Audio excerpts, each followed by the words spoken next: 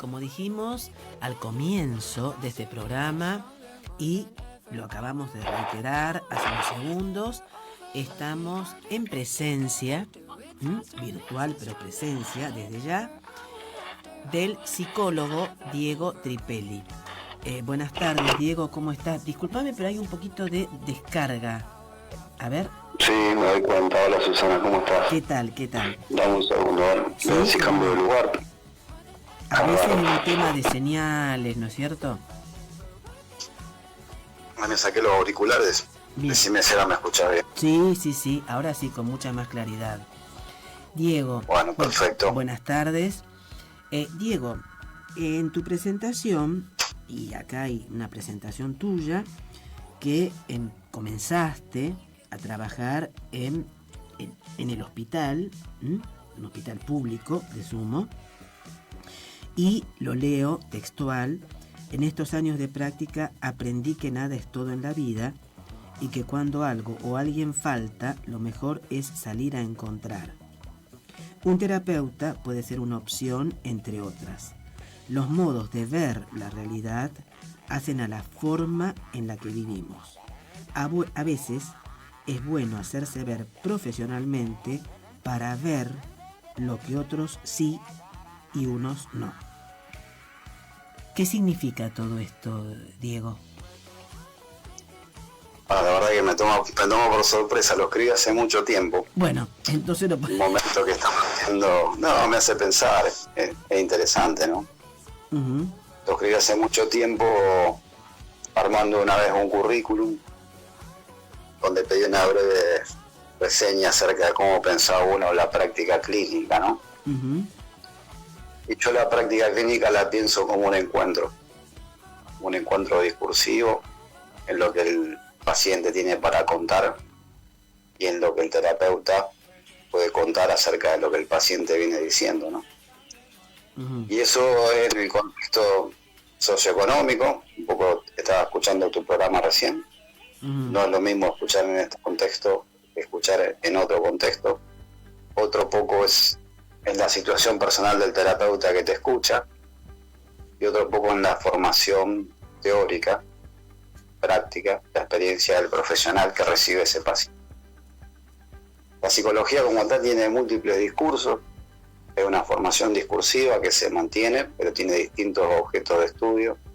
Vos tenés psicoanálisis, tenés terapia cognitiva, tenés terapia gestáltica, un montón de otras terapias, que ahora están proliferando otras, que en algún momento tal vez podamos hablarlo, ¿sí? Que tienen que ver con constelaciones familiares, ¿sí? De los tipos de terapéuticas que no son las que nosotros enseñamos en la facultad.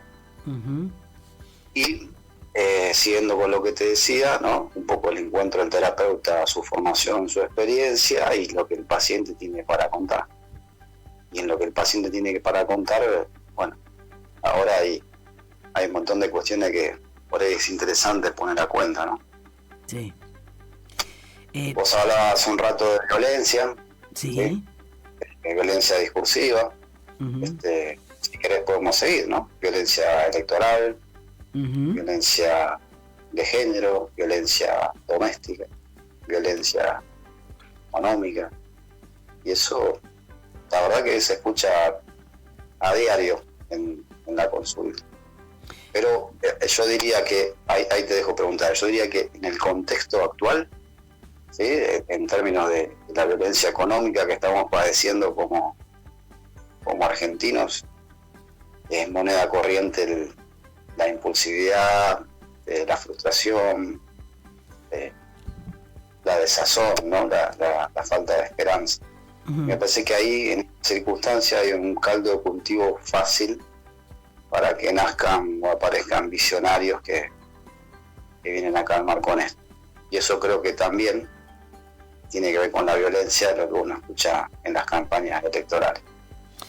Es muy importante esto que dijiste, Diego, porque incuestionablemente este calificativo de violencia económica no es menor. Problemas económicos, las frustraciones, ¿no? Y sí.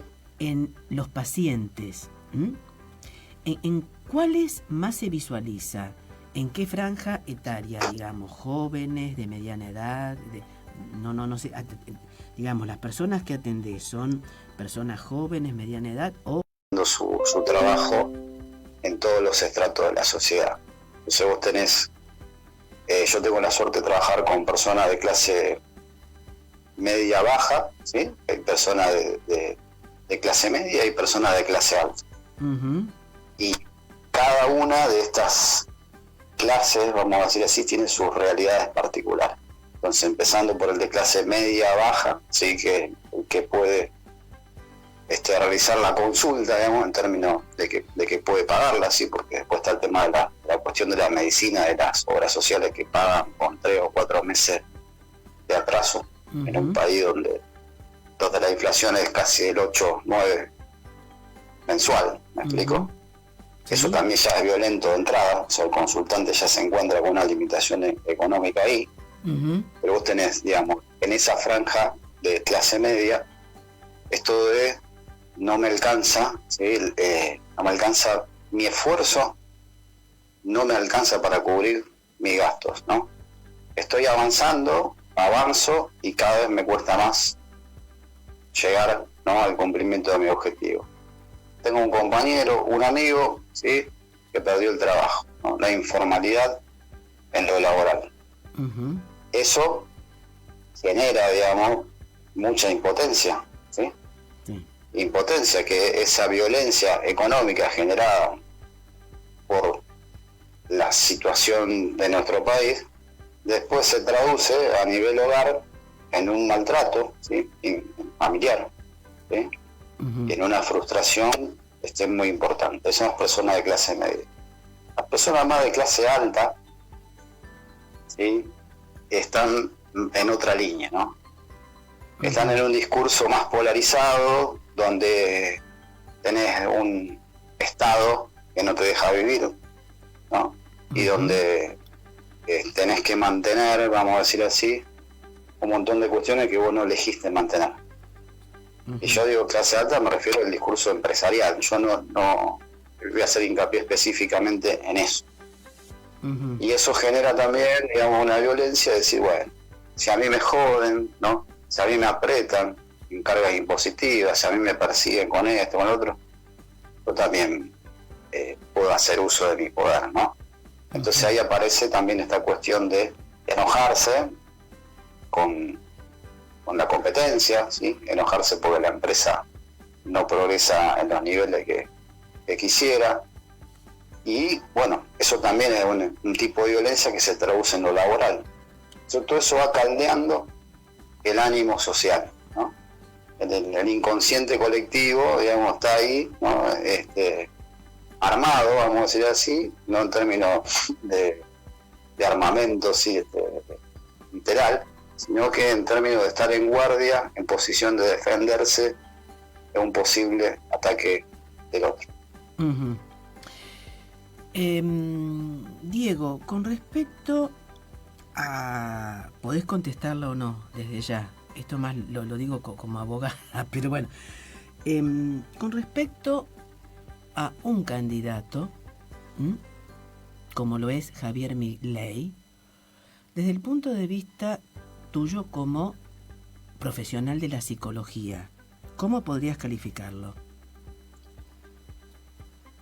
Es difícil. La realidad, la pregunta es muy fácil, pero dar la respuesta al aire es difícil. Bueno, no importa, decila.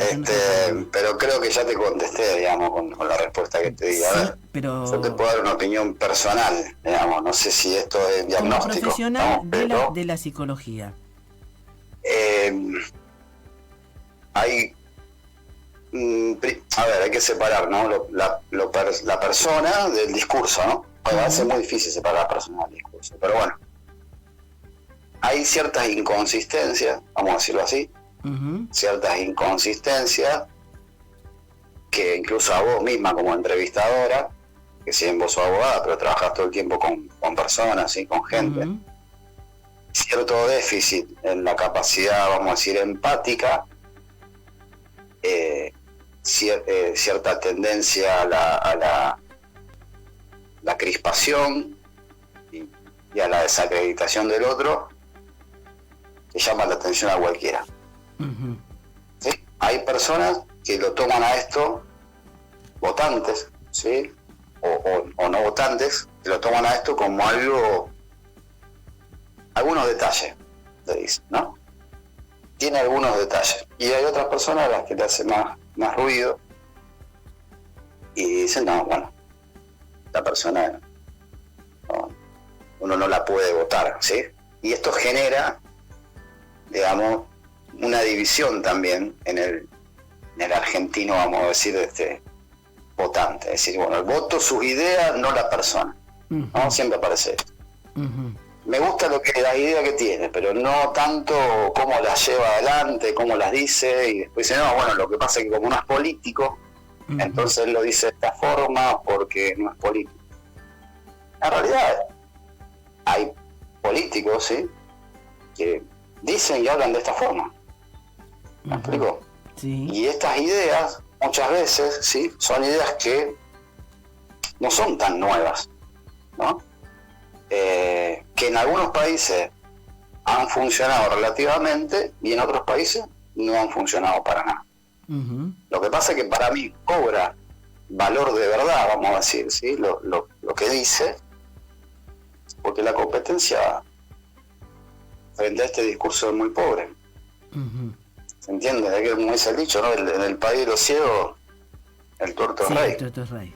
Sí. Entonces, la circunstancia, digamos, de quién me va a salvar, ¿no?, quién va a poder cambiar esto, hace que uno busque en su pedido de auxilio, de repente sí se sienta protegido por ciertas figuras que tienen este temple, ¿sí?, o este ímpetu.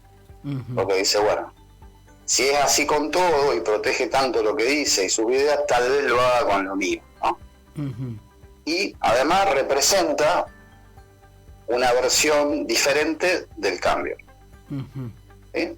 Un cambio que se hizo en 2015, ¿sí?, un cambio que se propuso, un cambio muy importante. Yo creo que se falseó la palabra cambio, llegó a un punto donde quedó como que nadie se siente muy bien con esa palabra, y aparece otra versión, ¿sí?, como con un poco más de fuerza de imposición, ¿sí?